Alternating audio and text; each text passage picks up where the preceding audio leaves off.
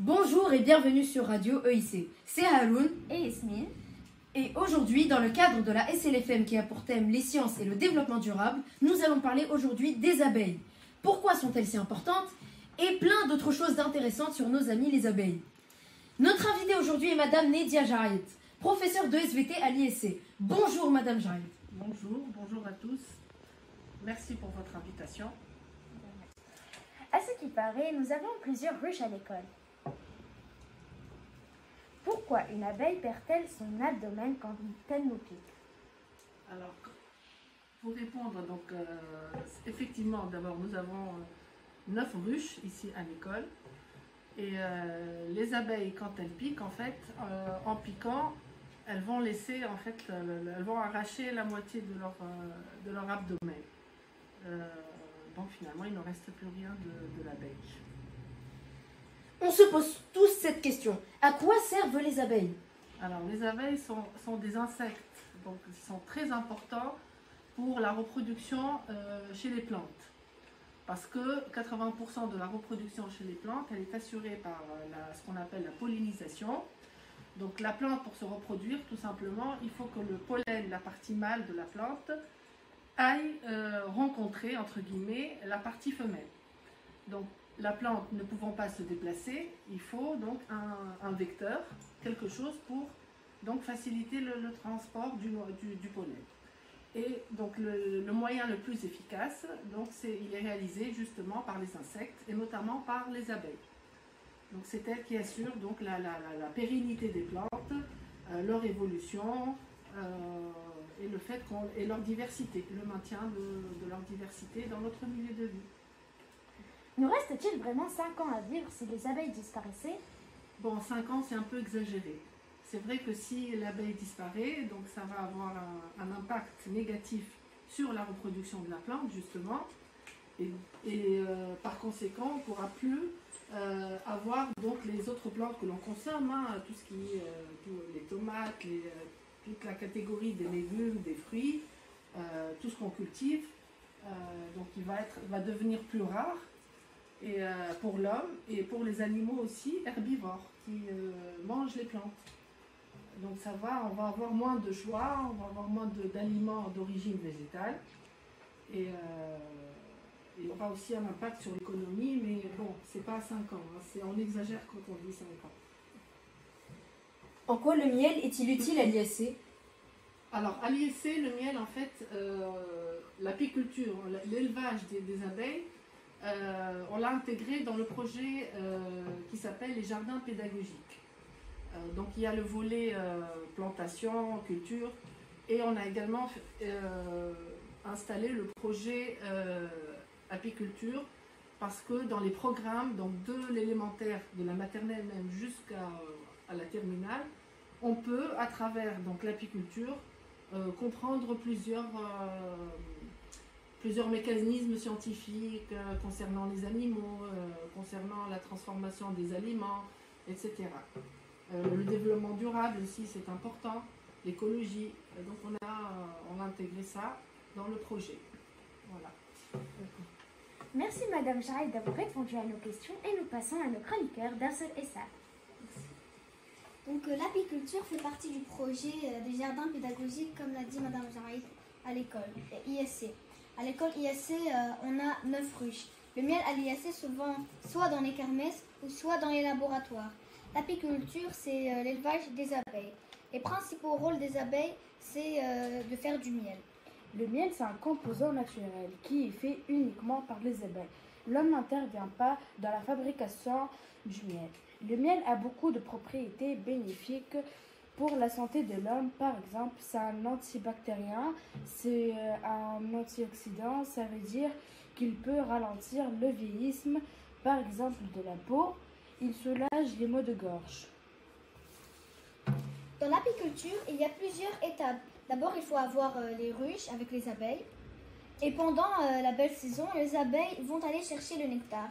Et c'est à partir du nectar qu'elles vont fabriquer du miel. Quand elles vont apporter du nectar dans la ruche, c'est dans la ruche qu'elles vont commencer la fabrication du miel.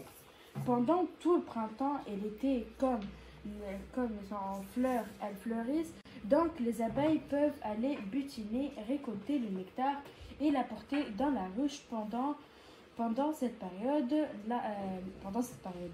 L'homme, il doit juste surveiller que tout se passe bien. Il surveille ses ruches et doit voir si les abeilles sont en train de fabriquer du miel. Une fois que la belle saison est finie, le printemps par exemple, il peut s'il remarque que tous les abeilles sont remplis, que tous les alvéoles sont remplis de miel. Il peut récolter donc son miel. On donne à manger aux abeilles de l'eau mélangée avec du sucre ou bien une pâte sucrée. La santé de l'homme, Pendant l'hiver, hein, uniquement. oui. On doit protéger les abeilles car elles sont très importantes et car elles participent à la pollinisation des fleurs, c'est-à-dire qu'elles permettent aux fleurs de mieux se reproduire. Car 80% des abeilles permettent la survie des plantes grâce à la pollinisation. Donc si la plante peut survivre, elle peut se reproduire et se diversifier et évoluer. Donc si les abeilles disparaissent, les plantes ne peuvent plus se reproduire et donc c'est un problème pour trouver de la nourriture et c'est un problème économique. Merci Sarah et Dawsa pour ces informations. Et à présent, nous laissons la place à Jade et Yessine.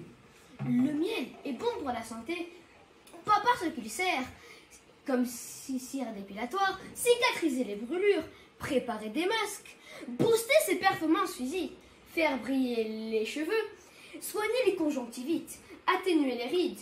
Personnellement, je l'utilise contre les maux de gorge. Le miel est notamment utilisé pour les gâteaux, cakes, etc. Il peut se manger seul ou avec d'autres ingrédients. Le miel se mange salé, sucré au petit déjeuner, à midi, comme dîner, comme dessert et comme plat. Le canard au miel est très connu. Il va aussi avec les sauces. Le miel se marie parfaitement avec la sauce soja, le jus de citron et quelques épices. En résumé, le miel peut s'adapter à n'importe quel plat. Oh, Yessine, en parlant de ça, tu m'as donné faim. Et je suis sûre que vous aussi. Donc, je vais vous donner une magnifique recette pour vous remplir le ventre. Alors, c'est un gâteau au miel, citron et amandes. Alors, pour ce gâteau, on aura besoin de 2 œufs, 140 g de farine, du miel, du jus de citron, 100 g d'amandes en poudre, 100 g d'amandes effilées, 140 g de beurre mou, 140 g de sucre et de la levure chimique. Première étape. Préchauffez le four à 180 degrés. Deuxième étape, mettez le beurre mou dans un saladier, puis ajoutez le sucre. Cassez les œufs dessus. Ajoutez 2 cuillères à soupe de levure chimique, puis mélangez le tout. Ajoutez ensuite progressivement 6 cuillères à soupe de citron liquide et 2 cuillères à soupe de miel. Ensuite, les amandes en poudre et les amandes effilées. Mélangez le tout, puis disposez la pâte dans un moule. Enfournez pendant 35 minutes. Attention, n'enfournez pas vous-même, c'est dangereux. Demandez à un adulte. Et puis, vérifiez la cuisson avec la lame d'un couteau qui doit ressortir intacte si le gâteau est cuit. Merci Jade et Yessine pour ces informations sur les gâteaux et le miel. Et nous passons tout de suite à un quiz. Est-ce qu'on meurt quand une abeille nous pique? Sarah? Non, on ne meurt pas quand une abeille nous pique, mais c'est possible qu'on ait un peu de douleur. C'est vrai. Comment appelle-t-on le mal de l'abeille? Un faux bourdon. Un faux bourdon, exact. Parce que le bourdon est un insecte. Et le faux bourdon est le mal de l'abeille. Les abeilles se protègent avec leur dard, vrai ou faux? Ici, faux. Faux, parce que les abeilles n'ont... vrai, parce que les abeilles... Désolée, pardon. Vrai, parce que les abeilles n'ont aucun autre membre de défense à part leur dard. Que mangent les abeilles? Des pétales de fleurs ou du pollen? Dawsa? Les abeilles mangent du pollen. Car les fleurs se reproduisent avec leur pollen et pas avec leurs pétales. Est-ce que les abeilles sont importantes? Oui. Oui, bien sûr. Oui, car sans abeilles, les fleurs ne peuvent pas se reproduire. Et sans plantes, les animaux ne peuvent pas manger. Sans nourriture, les humains ne peuvent pas vivre. Merci Madame Jade d'avoir répondu à nos questions. Et nous, on vous dit à bientôt sur Radio EIC. Bye bye!